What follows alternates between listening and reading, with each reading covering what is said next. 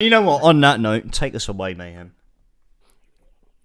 Never doubted him. O's a fucking boy. Play that jingle.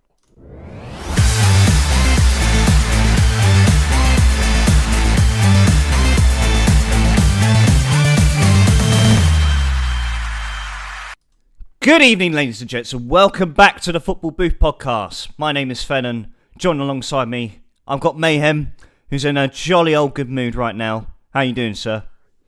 Well, I was going to say there was as we've hit the intro, the mood has lifted. Yeah, just about. It was a bit. It was Yeah, a mate. drag before.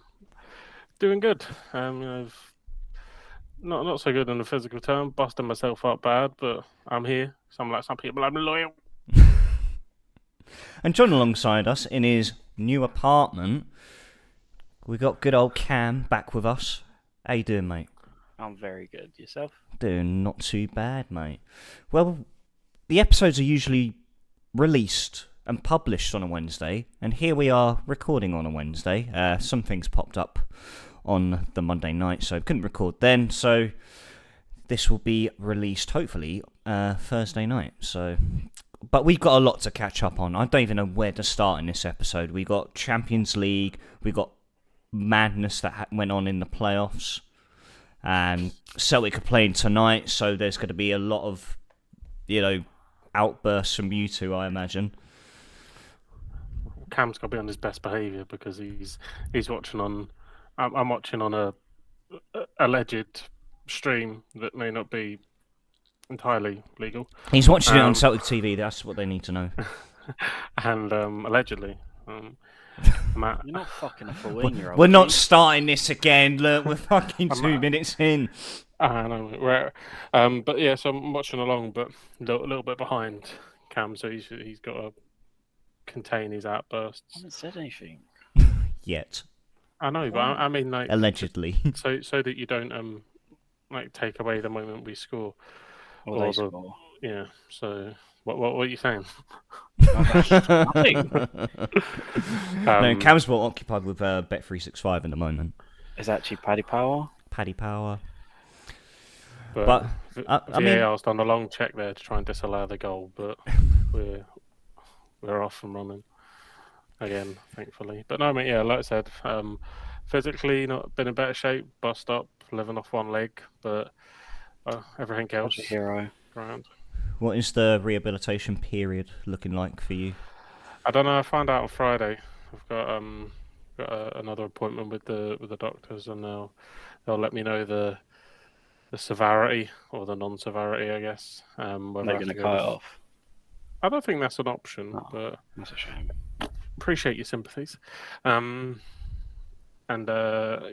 basically saying it's either physio or they'll just let me crack on with it myself. So hopefully they'll just let me crack on with it myself. But we'll see. It shouldn't be too bad. I'm pretty sure it'd be something along the lines of around 4 to 6 weeks, roughly. Yeah, hope so. That's kind of what the doctor had said. But you hear all these horror stories of people taking a long time to get that kind of full mobility back. But yeah, I'm hoping that it'll just be 4 weeks. It'll be in the past, and it'll be all better. All better. Well, of course, as we said, you are in action at the moment, away to Hibs. You were in action previously on Saturday against St Mirren, 2-2 draw. I mean, what's the head telling you right now as you are going into this build-up of the Scottish Cup final with Inverness in, I believe it's a week's time from now, isn't it? Not next Saturday, it's the Saturday after or something. A white arrow is no centre back, so don't play him there. Was the main takeaway from the St Mirren game. I think Carl Starfelt has got a lot of criticism this season, and at times he is a bit of a bomb scare, but I think he's underestimated in just how solid he is defensively. Obviously, we know how good Cameron Carter-Vickers is and how much of a miss he would be, but it kind of highlights that Celtic have, one exceptional centre-back in Cameron Carter-Vickers, one good centre-back in Carl Starfelt, and then not a lot else. Kobayashi, still maybe in that sort of integration period coming over from Japan. Stephen Welsh obviously looks like he's heading potentially. He potentially could have gone out on loan in January. I know there was offers, I think, from Sheffield Wednesday. They could have probably used him. We'll get onto that after the first leg of their game. But he had interest from France as well, I believe. It was Toulouse that wanted to take him on loan. Forget you, fucks, mate. I only asked. But it looks for all the while that isn't something that we're interested in the terms of Steve Welsh or Ange's interested in. We're linked with a Dutch centre back, and of course, anyone that's half good as a Dutch centre back has been touted as the new Van Dijk. So we're linked with a centre back from the Eredivisie. So clearly, it's a position. The rumours are that there's a pretty substantial transfer budget that's been approved by Derek Desmond to Ange. Sort of speculating that there's some ridiculous sort of numbers being thrown around, but it's kind of rumoured to be anywhere between kind of 19 million up towards about 29 to 30 million. So, we'll see what we do in the window. But I think now, we've a good first team, a really good first team, and with everyone fit, with some all right squad players. But it's just about sort of bringing people in over the top, and maybe really fleshing out the squad, and that then sort of preps us for Europe. Could we bring in someone over the top of Starfelt and have a rotation between him and another person? And because Cameron Garvik is going to be the go-to, but is he going to be back in time for the start of the season and all that kind of stuff? So yeah, it'll be interesting. It'll be interesting to see what Ange decides to do with a few of these players. I mean, watching Lila Barda tonight, I can only imagine that there's one thing that he wants to do. Yeah, I was gonna get onto him there. I can only imagine that there's one thing, and that's the exit door. And don't get me wrong, like he's been good.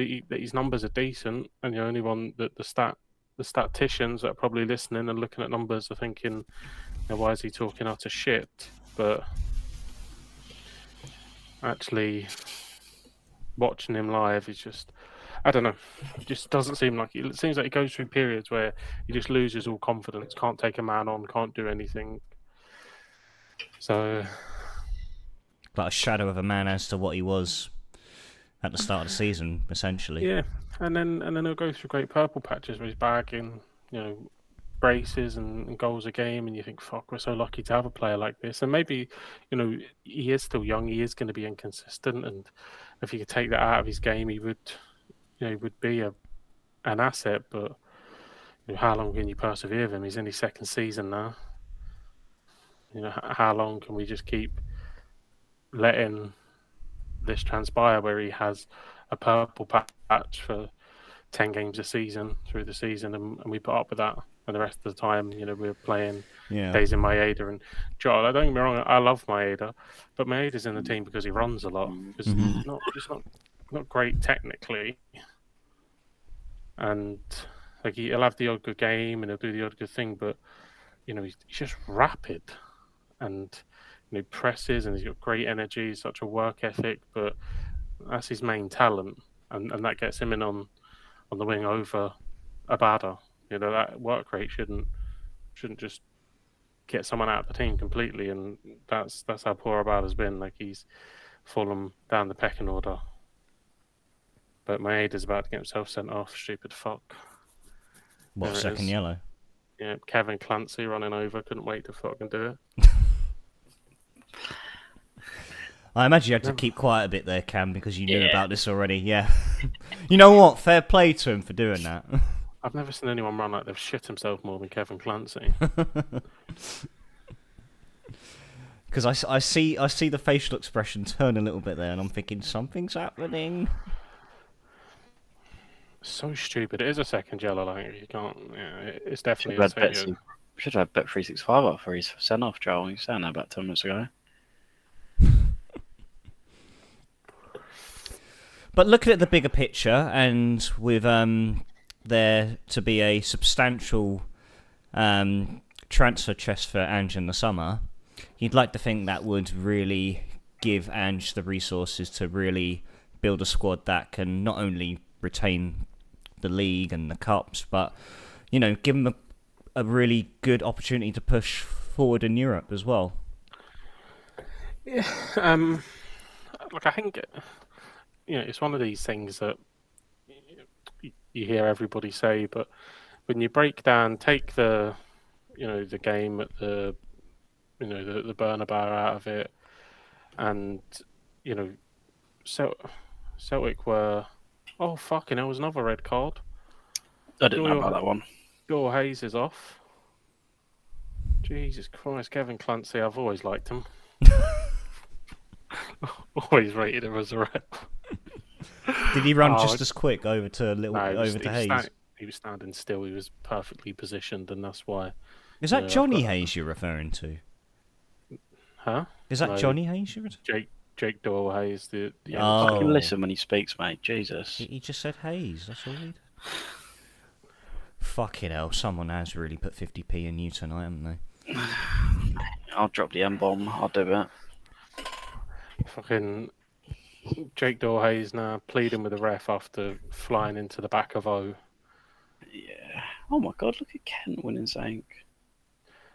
He's still arguing. It's great. It's great viewing. On your alleged stream. Yeah. Celtic TV. Yeah. No, outside the UK. Oh yeah. Oh yeah, depending on what part of. No, you can get memberships from abroad. And it's cheaper as well. Here we go. Clancy's running over to the screen. Here we go. No, he's still stuff. He knows that. Is he going to stick with his original decision? He knows that. I think he is. Maybe Sky hasn't refreshed it. Mate, very rarely do they stick. It's been rescinded. Yeah, there we go. No, they do rarely. Yellow card. Yeah, has he knocked it down to a yellow card? Why are they showing that as a highlight? Rangers been that shit. They're showing Scott Arfield's shot on target as a highlight.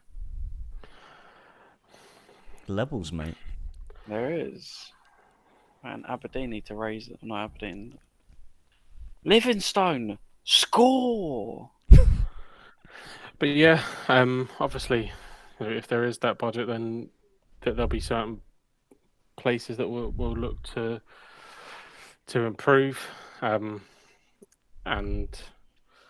hopefully that can push us on again. If you look at the games back in the Champions League, I think we were competitive in most of them. Bar the Bernabeu, we were okay for the first 60 minutes against Madrid. I know you get nothing for being competitive for 60 minutes and that, but we were. So there was positives in that campaign. We should have beat Shakhtar Donetsk home and away. Failed to do that. So need to be a little bit more clinical. Need to be a little bit more composed in those moments. And I think the league format that's there, it gives us probably a better opportunity to get ourselves into knockout football after Christmas. But it'll probably be, you would imagine, in the likes of the Europa, and then sort of go on from there and see if we can make an impact. Because there's some good teams in the Europa League, but Roma, 5th in Serie A. Don't disrespect Jose Mourinho like that, mate.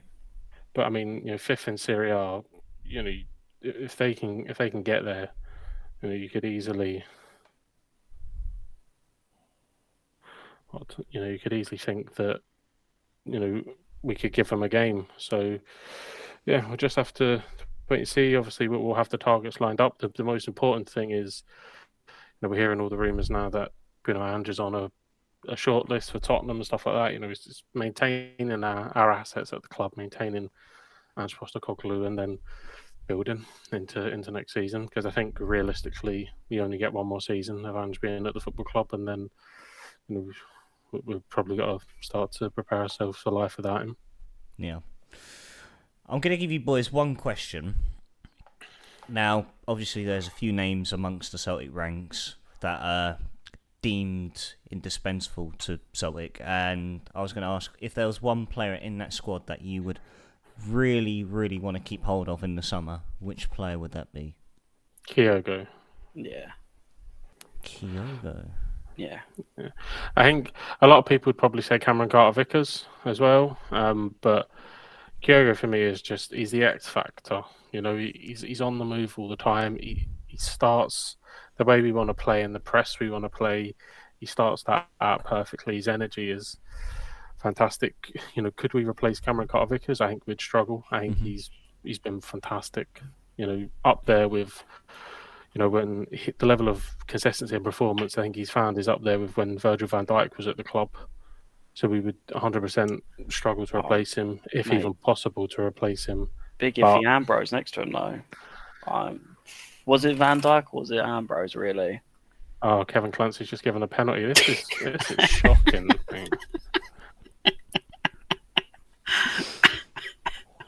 This is making for great viewing.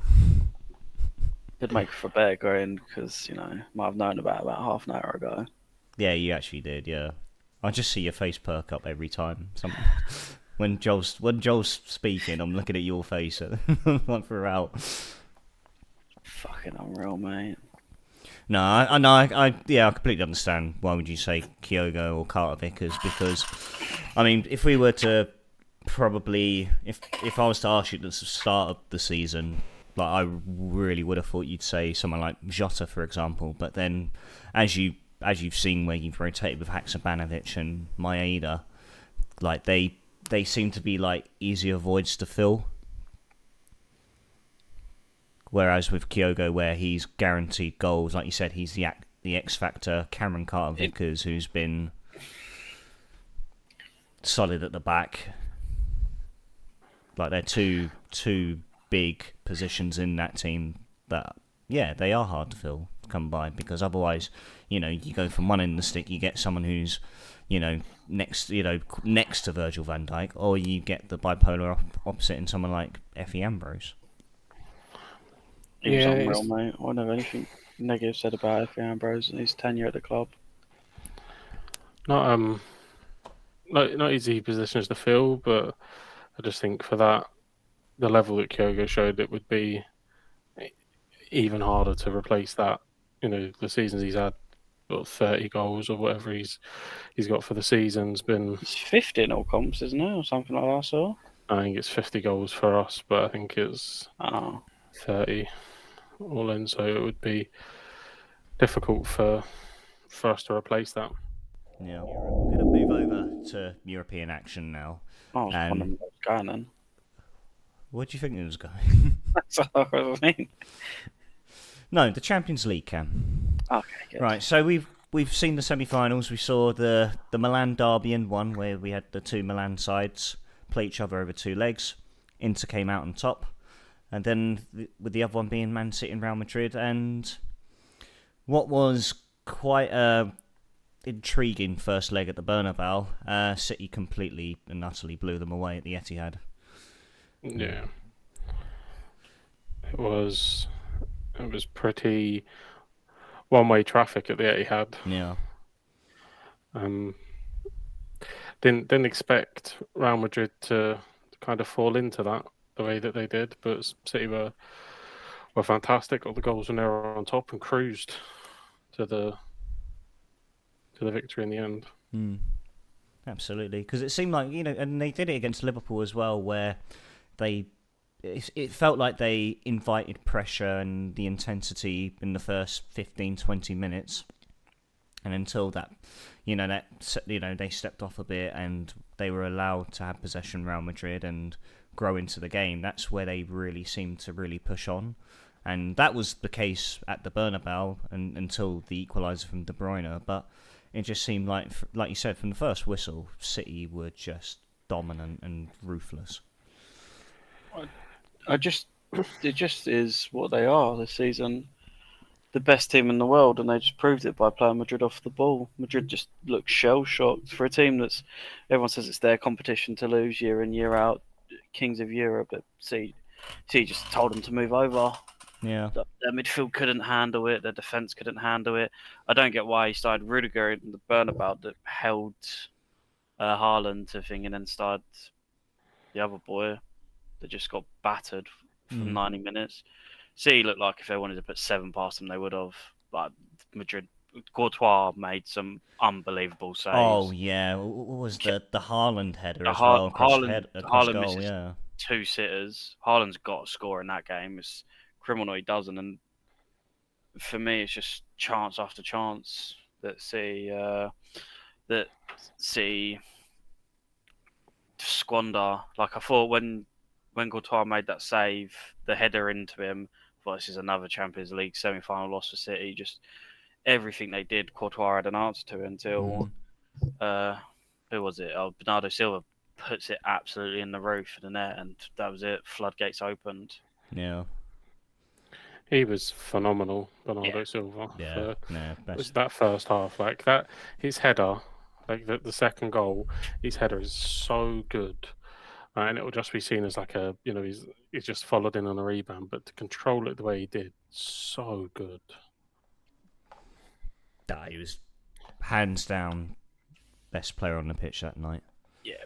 Him and Rodri as well, I thought was superb. De Bruyne just didn't look like he got out of second gear in that midfield. Made Modric look like an absolute average player, and that's saying something. Yeah. And he ran off the ball with them. No, it just seems like they're really on that path of destruction now, City. They've got the Premier League title wrapped up, the F.A Cup final to come, Champions League final against Inter. Do we really give Inter a look in of a shout? Because the away form of City in the Champions League is poor. They're good at home. They're poor on the road. So it's a one-off game. And you know what Italians are renowned for, and in terms of, oh my fucking god! Look, he knows already. Are you fucking serious, Scott Bain? Are you actually fucking serious? Cam, have you actually got the game up? A fucking contract extension. It's gone. This absolute rat cunt's just signed a fucking contract extension. We're giving this cunt 3 more fucking years. Some absolute fucking nobody is kicking it from fucking 35 yards out, and you can't catch the fucking ball, Scott Bain. I need 1 more fucking goal. Fuck's sake. League's over, mate. Why are you getting irate? League's over. Because this is ridiculous. Who gives a fuck? I see the final going 2 ways, and it's easy to say. See nick a goal early and batter him, or it's a tie-up fair where Inter win. Pep's got a bogey. Pep's got something where he just can't win it without Messi. Got to the final, Chelsea beat him. Now he's got back to the final. Italian team, they're going to be very defensive. So you're going to have the ball. Is it a one-off chance, and do you back a C player to take it? I know Haaland scored all these goals, but how many chances does a boy need to put the ball in the back of the net in big games? This is it. How many chances is he going to get in a Champions League final? That's the problem. Dzeko, with all of these things, he takes chances. Mm-hmm. And Haaland seems like he needs 3 or 4 to even get a shot on target. Yeah. So, and like you said, Inter were excellent defensively against Milan in the 2 legs. Andre Onana, who's conceded the least number of goals in the Champions League this season, most clean sheets, and then the back line, having DeMarco, Bastoni. Well, a funny fact is the last 10 teams to win the Champions League has had a Croatian player in it, and Inter Milan have one. Brozovic, of course. Man City don't. So, will there be a break in the mould, or will it still follow? Last time Napoli won the Serie A, an Italian team won the Champions League as well. So, mate, it's all about superstitions. I know. Could it be a triple sweep for Italian teams in European competitions as well? Roma, Fenerbahce, is it? No, not Fenerbahce. No, Sevilla. West Ham. Oh wait, no, Fiorentina. You mean Fiorentina, Roma, and Inter? Could it all be going to Italy? Almost was an all-Italian final in the Europa League. Oh, Juventus shit the bed. They absolutely did. Seville went, hold on, this is our competition to win. Move over, boys. See Unai Emery just pop up in the stands and they bricked it. Good evening. Good evening. But no, it's should be a good watch. Hopefully it's a good watch anyway. That's the worst thing when your team's not in the Champions League final and it's a shit watch. No, exactly. No, I spoke to Kian as well. Like, where's the venue for where we go watch the City game? I said his place because every time me and Stu have gone over to his place, City have never won. So It's a bit mean. Kind of want City to do hey, it. he brought it up. I didn't. Okay. No. But I mean, we're going to see Arsenal back in the Champions League next season. You know, Yeah, despite they're going to get absolutely fucking bum raped in every single game because they're absolutely bang average. Bang average. I can't wait for them to be humbled into the Oh my embarrassment god, of the club that stop they are. Bane, mate. Get the fuck out of my football club. To the embarrassment that they actually are to football. Stop Cracking up. Bane, mate. I've Get the never- fuck out of my football club. I've never seen a turnaround in football fans in all my life. We've won the league too. Well, you know, it's not, how can we bowl it when City have got 95 points? Oh, I'm sorry. How can we bowl it when we wasn't expected to be there? No. You can't have that sort of attitude that you've won the league and you haven't bowled it. Like, you were 8 points clear in April. 93% they had led the league. Yeah, there's a stat. There's a whole little form that I had to screenshot just so I could get it right because you know Tottenham are national known as bowlers. Yeah, this stat is seasons that have finished first without winning the Premier League. Yeah, so finishing first.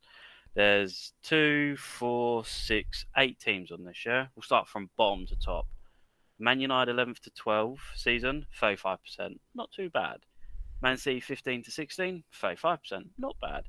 Chelsea 37% in a 10 to 11, not bad.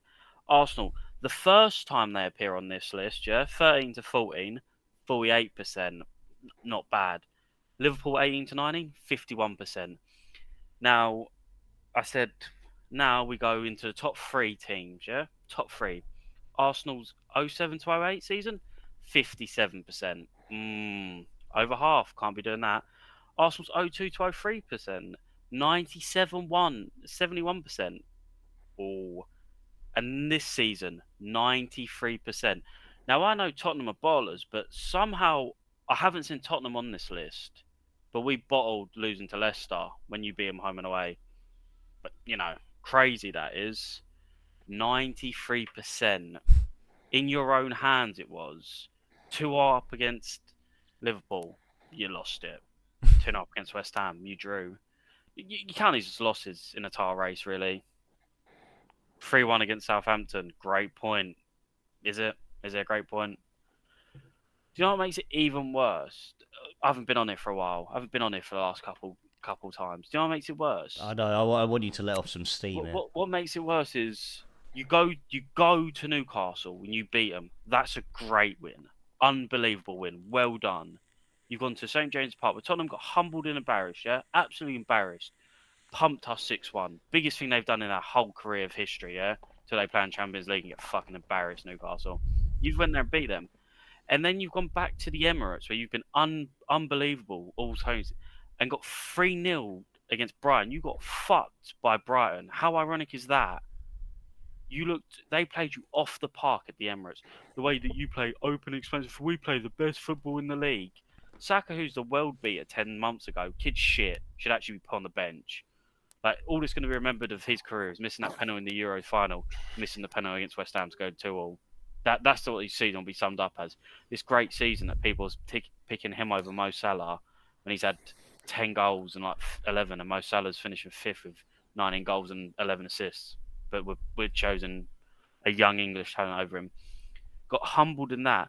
And then, in a season where you won the league in January, you couldn't beat Nottingham Forest. You didn't even make City win their game. You gave City celebrated in front of their own fans because you couldn't get over the line against Nottingham Forest.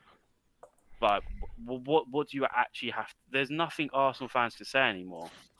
They can talk about balling us, balling everything, but what have we balled? In the season where we finished, 8th or 9th below everyone, we've had such a shit season. We've won as much as you have won.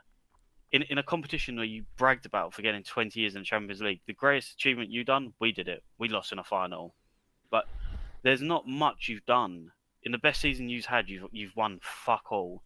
And then suddenly, Man United fans talking about winning trophies. Trophies are irrelevant. But the FA Cup's the biggest trophy 4 years ago when you was picking up and winning it. the Champions League's just a glorified cup. No one wants to win the Champions League. It's all about the Premier League. You ask Arsenal fans, because that's the biggest competition, club competition. What do you want to win if you ask the Spanish teams? The Premier League. They're not in the Premier League, you dumb cunts. They're in the Champions Leagues. They want to win the Champions League. It's the biggest club competition you can win. Premier League's fucking nothing. But you haven't been there for 7 years, so how would you know? Just small mentality fans they've got. Now suddenly they can win the Champions League because they've got the best team in the world. Like, Ramsdale, shit. You look at our 11 team, it's been an unbelievable season for them. But they've got bang average players in bang average positions.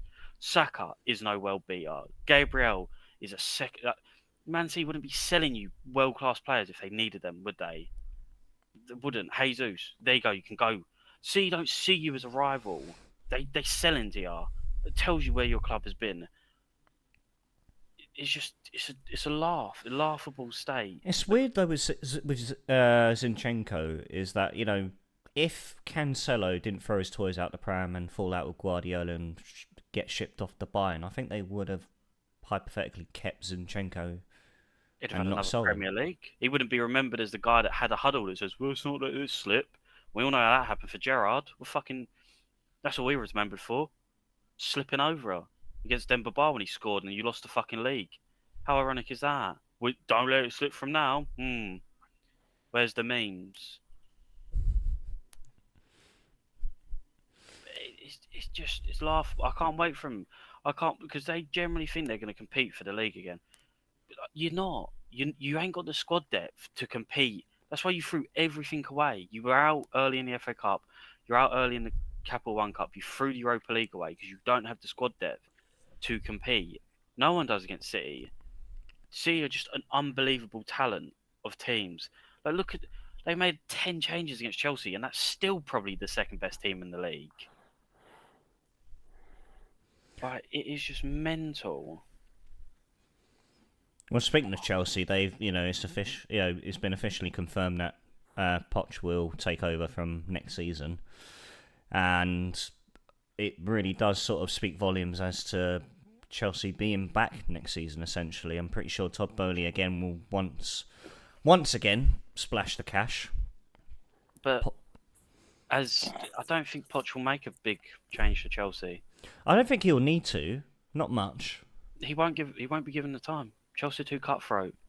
Tuchel won the Champions League and what else did he? He won two things, didn't he? The Champions League and something, and he was given 6 months. Poch will be booed off because he's a Tottenham man. If he does not start quick, he'll be booed off and he'll be gone, and Chelsea will be sitting in the same predicament. Chelsea have gone through too many managers. They breed success, but it's like Madrid. Madrid will always have a manager for the stature of club.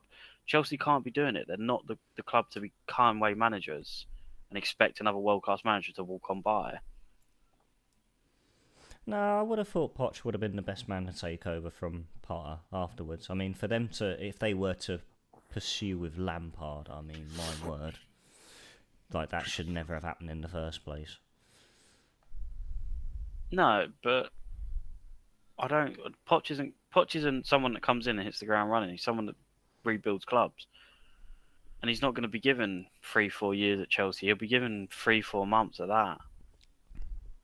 That's the problem. Yeah. But I think the difference is between him and Graham Potter is that Graham Potter came in using a squad that essentially wasn't his. And whereas Poch will actually have a pre-season with him, he'll have a summer window to mould the side as to how he wants it. Poch can't deal with egos, proven by PSG. You're not telling me there's not more than 3 people in that Chelsea team with a fucking ego. I'll be surprised if he gets to Christmas.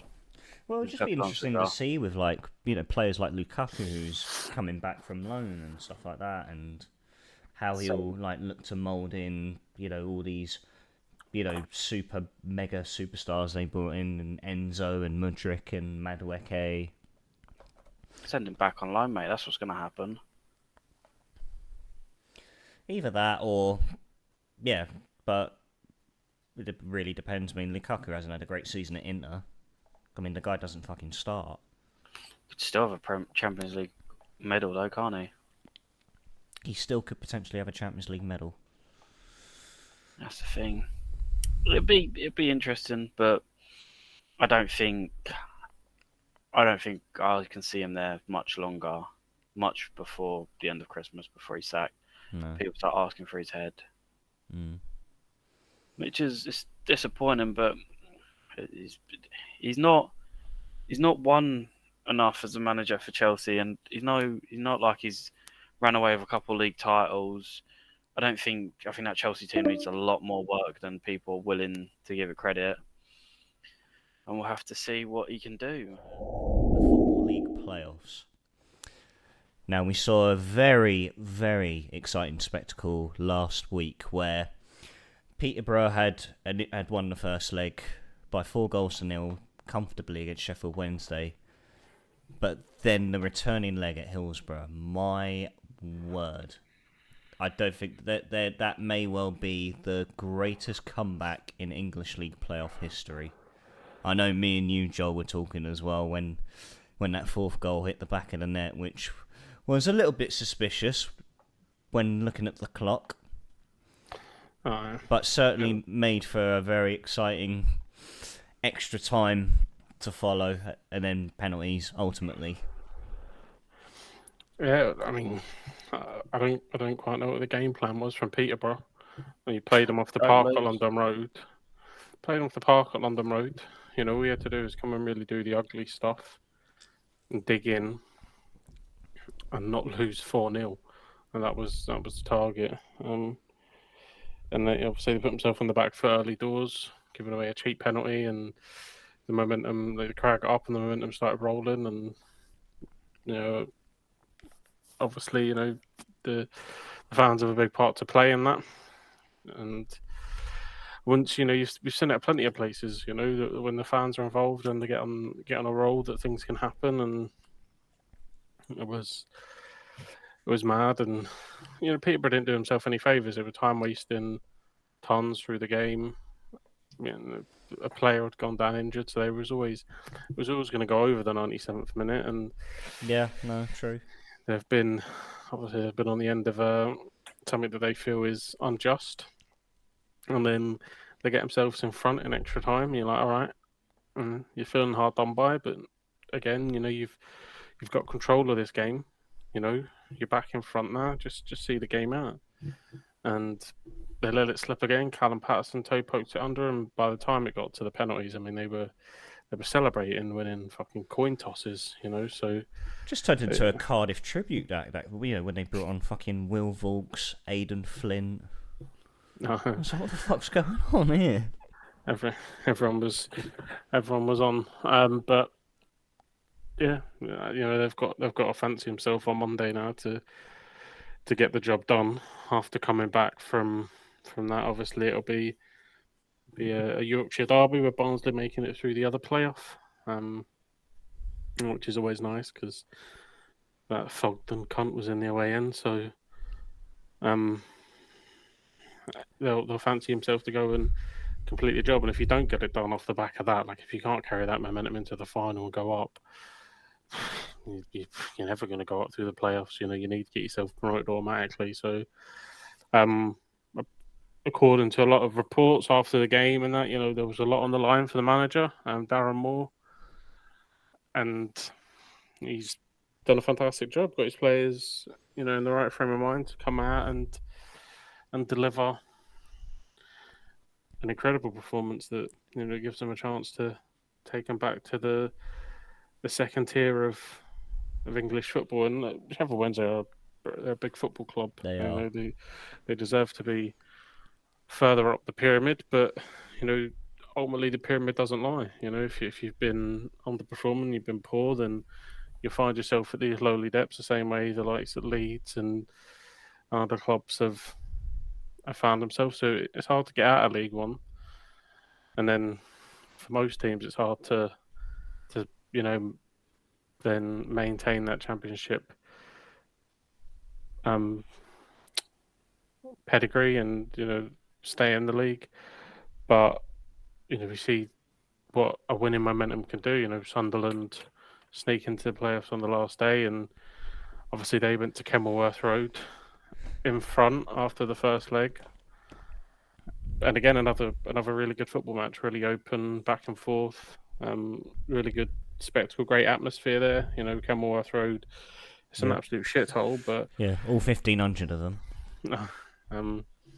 they're right on top here. Made for a really, really good game of football. Competitive. Luton obviously would be a bit more direct with their and then they press high and stuff like that. But they get it done. And then they meet Coventry in the final at Wembley. A team that we really didn't really back going into the playoffs. There was a few of us that had our money on Borough to make it. Any smart man would have. Borough should have made it over the two legs. The Borough should have beaten them. They were better for the majority of the game at the Rico. Just when they were really on top in the first half, they didn't score. I think Akpom hit the bar. I think. It got through a goalkeeper, makes a save, it hits the bar. So there were big moments in the game, and even towards the end at the Riverside, half chances that they couldn't quite get the full, and they were offside and they just couldn't get things right. And Coventry defended well. That's their strength, defend well and boot the ball long to that Swedish boy up top, and he'll make something happen. So expect that'll be the way the final goes. There'll be a lot of Luton possession. It'll be direct possession. It'll be Coventry defending and looking to spring counter attacks. I hope Luton go up, to be honest. And it'll be interesting. I think we're all back in Luton. Have you seen the shortlist for the 6 managers in the Premier League? What, for Manager of the Year? Yeah. Well, if we were to guess those 6 managers, I imagine Pep, Howe, Thomas Frank, De Zerbi, and then 2 more. Who would it be? Don't tell me Ten Hag's on there. No, he's not. I don't actually remember the other 2, but that was what Man United fans were kicking off about, that Ten Hag's not on there. Why would he be on there? No, that's just fickleness, mate. Oh, Arteta as well, of course. Arteta, yeah. Oh. And then there's one more that we're missing.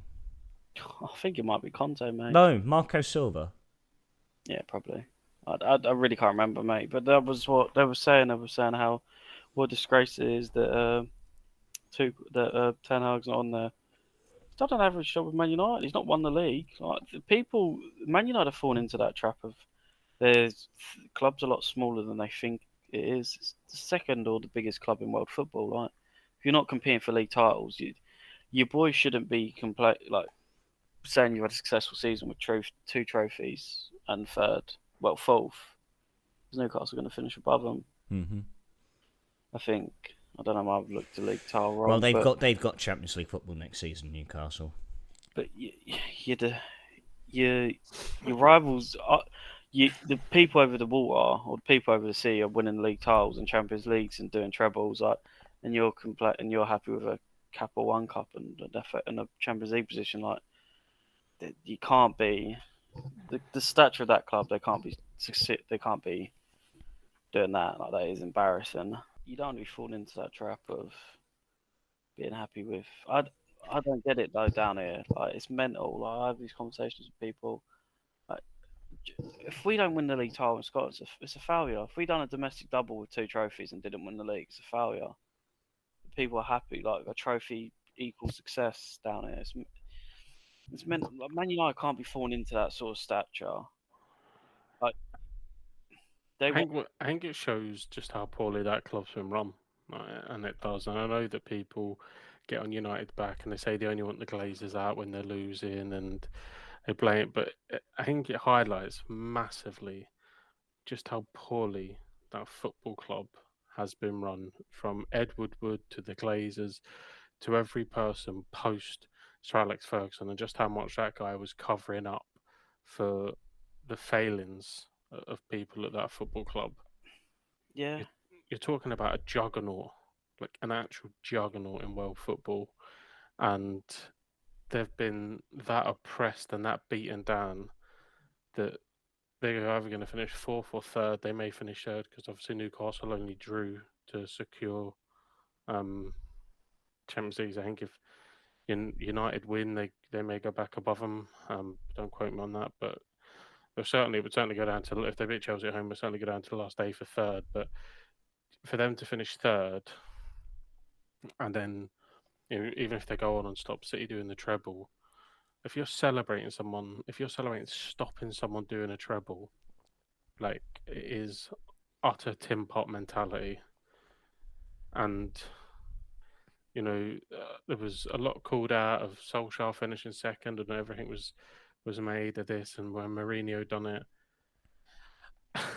You can't be celebrating that, not as Man United. No, that's it the thing. cannot be that. You can say, look, we've made great progress this season. It was great for Ten Hag to get a trophy. It'd be amazing for Ten Hag to get 2 trophies in his first season. But Man United's ultimately their purpose and their aim should always be to win the Premier League. The thing is, I don't think Man United have had a great season. I think they've had periods. This is the season, and Ten Hag. I didn't say they've had a great season. I said it'd be great for him. Yeah. So what you're thinking about is building blocks for a manager coming into a new club, such of the size of Man United, and you think about the people that have done it previously and how they've struggled. Solskjaer kind of, going wishy-washy and go on a good run and fall away, but never really accomplishing anything. And then for Ten Hag, if he was to come in, obviously he's got the Carabao Cup. And then if he goes and beats City in an FA Cup final and locks down that trophy while beating their biggest rivals, it leaves a good feel factor around the club going into next season. Hopefully they'll get, the club sorted and sold, and they'll have new owners in. And then there's a massive rebuild on at Man United, and not just the players.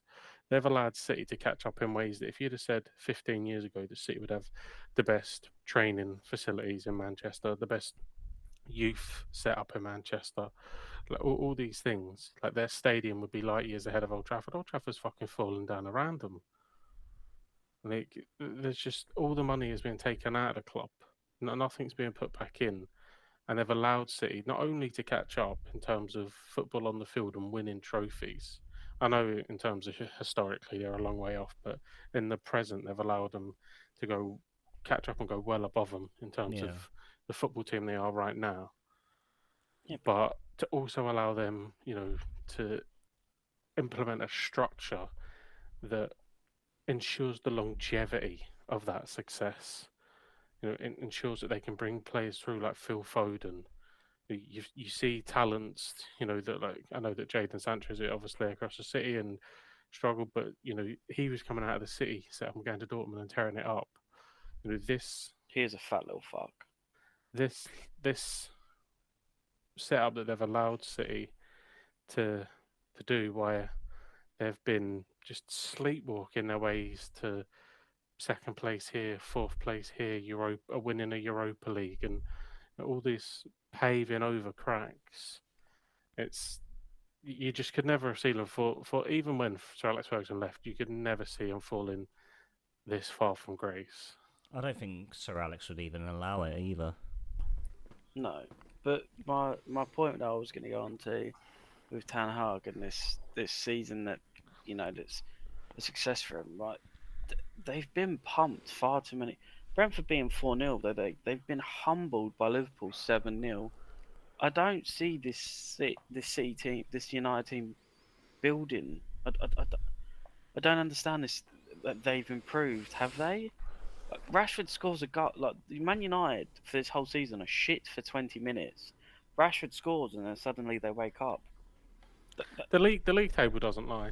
Yes, look, they've had bad moments, and I think it's testament to the manager and his staff. If you have that bad of a moment early on in the season, 4-0 away at Brentford, and you manage to retrieve the season, and it doesn't just fall apart, is testament to the resilience that is within his staff and the makeup around that managerial structure.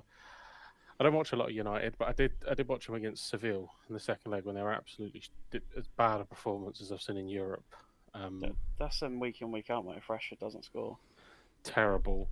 But the way that Ten Hag come on and took responsibility from that, it just feels, I don't know what it is about Ten Hag, but it just feels like there's a proper manager in there now. None of this Ole Gunnar Solskjaer bollocks, none of this Louis van Gaal pish, none of this Jose Mourinho who's Mourinho's a great manager, but there's always this air about him that he's bigger than the football club. You know, it's always the Jose Mourinho show. Ten Hag is in. He's got the supporters on side, which isn't easy to do in Manchester, but he has them on side. He's done that through making bold decisions. Obviously, Ronaldo. He's secured a cup, and if they get the owners in with the revenue they pull and the money that they would inject, that they could be back in. This isn't a fucking Newcastle project. This isn't a City project from 10 years ago, whenever it was when they took over. This is Man United. The revenue they pull and the spending power they have, they could be back in a season. Yeah, but they can throw players. They can throw players at a problem. Is Ten Hag the manager? Is he? What proves he's won a cup where he's played a bunch of nobodies at home every single game until he's got to the final and won the final. His record away from home at the top 10, he hasn't won a game. He's drew to Tottenham. That's his best thing. This tenure of he's the manager because he got rid of Ronaldo, what, a goal scorer, and they struggled to score goals.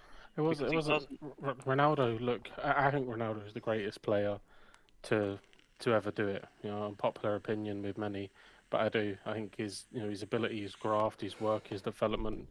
I think he's the best to ever do it. Right, but a football club the size of Man United, no player is bigger. And Ronaldo, in that moment when he went back and he was talking about shit hadn't changed in 10 years, it was still the same facilities, it was still the same chefs, it was still the same setup, right? And he see Ten Hag that had come from Ajax. Cristiano Ronaldo in that moment thought he was bigger than Man United. Right, there is nobody at any football club that can ever think that. So Ten Hag did the right decision. Has he suffered because of it? Yes, because he's had to play fucking Weghorst up top. Of course he suffered. So he hasn't made the right decision. He has. It absolutely has. In a managerial sense, right, what he has sacrificed in terms of goal scoring, what is your job as a manager? To win games? Ronaldo on that team wins games. No, he doesn't. Not this season. He may score a hat trick against someone at Old Trafford and win one game, but the atmosphere that he was creating in that amongst the club, the squad, stepping outside and going to do an interview with Piers Morgan that rubs fucking shoulders with paedophiles and protects the royal family. At that point, right, there was absolutely no option than to just say, we wish you best in your future endeavours. Is there not... The man wins at some point, right? Why is it so bad for players to speak out against clubs? Conte speaks out against Tottenham. He's a horrible manager. Manager should have do it in the press like. Why? Because you're not bigger than the football club. You're employed by the football club. He's not. He said the club hasn't changed. Everyone knows that because a player says that they're employed at the club. It's wrong. There was this right. I can't see in any way, shape, or form, right, if you're asked to come on in a football match and you refuse to come in on a football match, right, for me, that would have been the moment that his contract was terminated. He wouldn't have made it down the end of the tunnel. I don't care. You're talking in a managerial setup, the actual lack of respect, the amount of disrespect that shows that he can't be asked. That club made him. Did it? Yeah. Yeah, it actually did. It did make him. I'd say the manager, the man managed him, made him more than the club. The club made him. Ronaldo's a Real Madrid more than Sir Alex Ferguson could have been manager of Wolverhampton. He could have gone on a pre-season tour and found Ronaldo at Sporting and brought him to Wolves, and he could have been fantastic at Wolves. He wouldn't have got to move to Real Madrid. But you know, if he scored 40 goals, he wouldn't have got to move to Real Madrid. No, not at Wolves. Because he was at Man United, because he was in that team, because he was allowed to express himself. He was at one of the biggest clubs in the world. He was then platformed onto the club he always wanted to go to, Real Madrid. So he owes everything to Sir Alex Ferguson and Manchester United. So if that club wants to bring you on for 30 seconds, right? He's come back to the club as a fucking favour because that's how starved they were. He didn't come back as a favour, mate. He come back because Juventus didn't want him anymore. Well, Ronaldo could have gone to any place. Well, they couldn't afford him either. He could have gone to any club in the world. Apparently not, mate, because they terminated his contract and he's fucked off to Saudi Arabia. And you don't think if Ronaldo wanted to go to anywhere else, he would have gone to? So you think that Ronaldo, that wants to play in the Champions League, and that was the main gripe he had, one thing he was kicking off as, has completely fucked off the European Champions League to go play Saudi Arabian football? He's won it 4 times. Would you go to another club that you might win it or earn 200 million or whatever he's on a year, money that sets his family up for generations? You think he's living paycheck to paycheck? No, I don't. But that's living fucking. His family paycheck. is set up for 10 generations. Yeah, and after that, The they were contracts, set up for the contracts 30. he would have been getting at, the contracts he would have been getting at Madrid, the contract that he would have had at Juventus to go there. What's the point? He's won the Champions League. He's the top goal scorer ever. Maybe he's done with everyone criticising the geezer. Well, then, if you don't want criticism, don't be a ball bag. Simple. I think the best thing would have been to retire because he still gets criticism out in Saudi Arabia. He always will do, because for some reason you can't criticise the people they employ you. It's the modern game, though, mate. Every top player gets criticised. Yeah, but it's not that. You speak out against your club and then suddenly you're an absolute villain. Conte did it against Tottenham, and Conte's in the wrong. He's not in the wrong. You're talking as a football fan, right? I've seen, I would say, very few, if not no Man United fan disagree with Ten Hag letting Ronaldo go. Which says volumes that not only did obviously the manager feel disrespected and let down, so did the fans, so did the whole club. I mean, Ronaldo thought in that moment, Ronaldo thought he was untouchable and he could do whatever he wanted.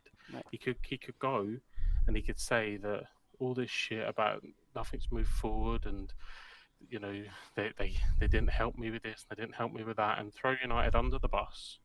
Whether United were in the wrong or not, and they should have done more or they shouldn't have done more or whatever the situation was, he thought he could go on national TV with Piers Morgan that was always going to put the boot in more, being an Arsenal fan. He's had to eat a lot of humble pie and he'd be fucking ball bag. But always going to put the boot in more. And he thought he could go and do that and nothing would happen because he's Cristiano Ronaldo. Every club has superstars. Right? Every club. Like, you're talking...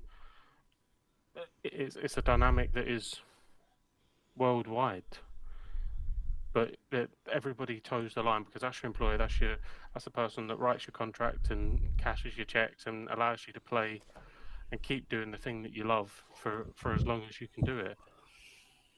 If he was, how many years were they realistically getting at Ronaldo anyway? 20 goals, but he was playing. The way that Ten Hag wants to play football, he was never going to be able to do that. He was playing that because Weghorst is such a brilliant striker up front for that. This isn't about Weghorst, mate. No one said he's in any way, shape, or form good. But I'm not.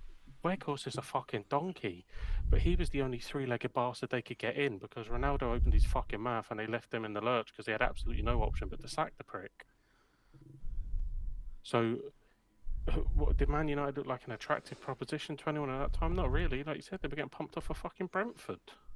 They still don't. And even if it wasn't Ronaldo, if it was anyone that was in Ronaldo's shoes and went on national TV and had an interview with Piers Morgan and did the exact same thing, it'd be the same outcome. Probably, if Messi did, everyone would forget about it because for some reason Messi can do whatever he wants. Messi... Again, I think he's been completely disrespectful in the way that he's treated PSG as well. Yeah, but no one talks about it. Well, I am talking about it right now. I think in the same way we were talking about Man United. The reason we were talking about Messi is because he's never pulled on the red of United, but he's done the exact same thing. Well, he hasn't gone on national TV, but he's just completely disrespected the club. Whatever happened after that loss, he just went on a completely unsanctioned holiday, fucked off because he's Lionel Messi, and what the fuck are they going to do? That's literally it. It's that same egotistical choice. Why not? That would be, again, how many years are they getting? How many years are they getting out of Messi? This isn't a prime Messi. They're not. Messi's going back to Barcelona, isn't he? Well, that's the rumours that are floating around. Yeah. Apparently. Well, he's out of contract in the summer, isn't he? I thought it was a 2-year deal back to Barcelona. Apparently, there's rumours floating around. I mean, I don't know where Barcelona are getting this cash from, but that's the big thing as well. Can we talk? Can we talk Even about even with the this? title, mate, Is they're still in shit tons of debt. Messi's Mate, they're in like 2 billion, Pep- euros debt, mate. Yeah, like Pepe's the Barcelona manager. Tenure has to be looked at that they had to pay refs off to win titles. Surely, Has it been confirmed? I mean, yeah, I think it's been confirmed that they had a fucking ref on the paycheck. But I haven't nothing will seen get anything done. about it. Nothing will get done because it's Spanish football and the fucking league's already dead. I mean, the only recent headline I've seen regarding that was with Guardiola and City. I thought you was going to say was Vinny being racially abused and everyone just accepting it. That was horrendous. That is utterly horrific. I didn't realise how bad Spanish football was for racism. And then Valencia, so Carlo Ancelotti does the interview basically saying that he wanted to come off and the ref should have stopped the game. And Valencia issue a statement saying we can't accept what Carlo Ancelotti said. Go watch the videos, mate. There's literally... Yeah, there's one member of the press that was saying, oh no, they weren't saying mono. They were saying something else, as in like, the Spanish word for idiot or something. Ancelotti's like, you really think they're gonna stop the game for them calling him an idiot? No. He's been like shown 15 yellow cards this season for like. Vinicius. Abuse. Yeah. Vinicius Junior. Yeah, he has had a few yellow cards this season. But even the red card, like that they send him off for, someone's got him in a fucking headlock. Yeah, I think they rescinded it. Shock. But it's rife-free football. Like Lukaku got sent off a month or so back because he's been racially abused, scores a penalty or something, or scores a goal in the last minute, celebrates, like shushes the crowd, and they send him off, or he gets like a second yellow for enticing the crowd. Like, let's have a wee bit of common fucking sense here. Like, surely as the ref you can hear what's going on. But then you have all this bollocks of people like, oh, we stand together. Clearly fucking not. No. Not in Spain and Italy, they don't. At the end of the day, you shouldn't be stepping onto a pitch and being racially abused. You're shit. Deal with your shit. It is. Yeah, it was horrendous, and the way that the ref dealt with both situations, and Lukaku and then Vinicius Junior, is just, it's disgusting, man. That we're even talking about this shit in 2023. Like, fucking. You need to be. You just need to walk off. People should just be arrested, and your club should be fucking dictated all the points they've done and been relegated. Well, you know what? Funny, I remember because you said that previously before. Apparently, that's actually a stipulation they've now put into the Brazilian league. Apparently, that teams will be deducted points if fans are racially abusive. You should not. But imagine in 2023, you've got to write a rule into your league that if players are racially abused, that your team will be deducted points. I'd like to see the Russian league. That's one league I'd like to see there. How many points would be deducted a week? Yeah, a lot of bombs going off in Russia at the moment. Not sure they'll be playing football anytime soon. Yeah, don't get them started. Well. Huh? I said don't get them started. But it's appalling that But it's been happening. It's been, like you said, it's been happening across the world. This is just the next big name that it's come out of. Apparently it's been most of the season though. That's why I was reading. We see it with I think it was there was someone in Kevin Prince Boateng. I think famously like. It may not have been him, I don't know, but I think it was in Italy again. Someone famously picked the ball up and kicked it into the crowd. It was Kevin Prince Boateng. Wasn't that in a? I think it was in a friendly as well, wasn't it? Yeah. Like it just needs gone. Like 100% needs gone. And you're never gonna, unfortunately, but it's a generational thing. Like it is a culture thing. Like how you can impose all the sanctions you want, but what's going to happen, right? So you close down that part of the stand, right? You lock fans out or whatever. You can't lock them out forever. So there needs to be. They need to find a way to actually tackle this. You hurt the football club, so the fans govern it themselves. You deduct the points. You do all that sort of stuff. You make them fucking. You do whatever. is disgraceful that people still being racially abused. Your team's shit. You're playing Madrid. Deal with it. Support their club. It's Like, simple. it's everywhere though. Look at to slightly move to sort of pivot on that point. You look at the abuse that James McLean takes week in week out. It's vile sectarian abuse. Just no one gives a fuck about. And that gets nothing done about it whatsoever.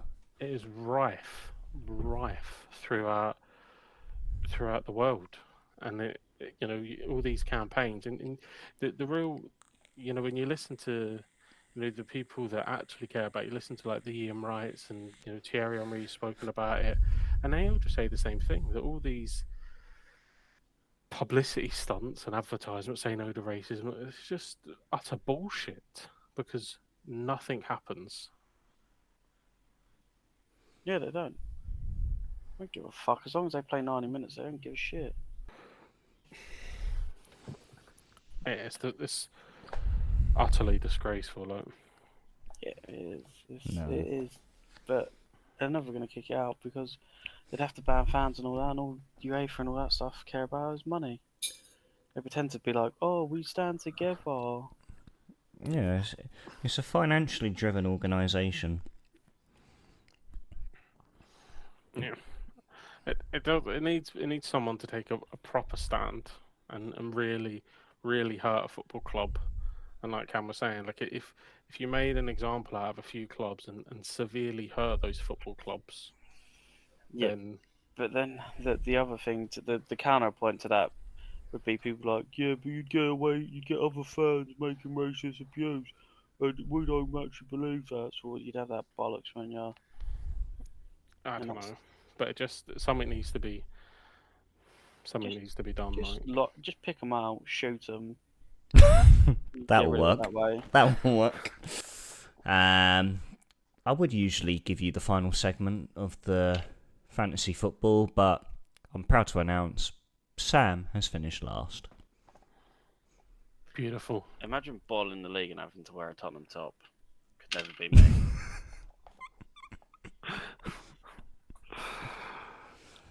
Should get him on next week. Oh, we need to. We absolutely need to. Just be like, Sam, stop selling bathwater, get on the pod. It's not had tears, mate. It's not bathwater. Selling tears of not watching his team win a fucking league. Bath full of tears. But we'll look forward to that. Boys, thank you very much for joining me this evening. Good to have you back. Oh no. Ladies and gents, thank you very much for tuning in. As always, you can go check out all episodes on Spotify, Apple Podcasts and Audible. If you'd like to check out the live recordings, head on over to our YouTube channel at The Football Booth. Whilst you're over there, drop a like, subscribe and ring the bell for notifications. And until next week, ladies and gents, I bid you all good night and Nostar.